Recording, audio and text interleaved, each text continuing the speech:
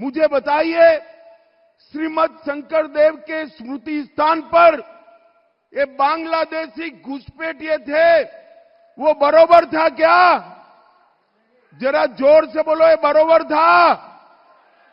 आज हेमंत विश्व शर्मा जी को मैं बहुत मनपूर्वक बधाई देना चाहता हूं।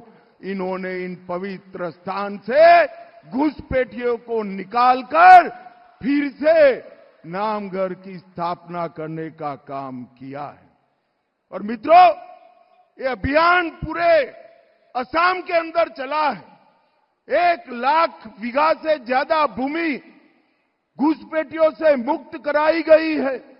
हमारा काजीरंगा का महान पार्क घुसपैठियों ने कब्जे किया था, वहां उनको भी खदेड़ने का काम आसाम सरकार ने हेमंत जी के नेतृत्व में किया है।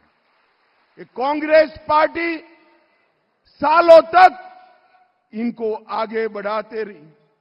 बात तो असम की संस्कृति की, परंतु 1983 में IMDT एक्ट लाकर उन्होंने घुसपैठिए को यहां बसने का कानूनी रास्ता बनाया।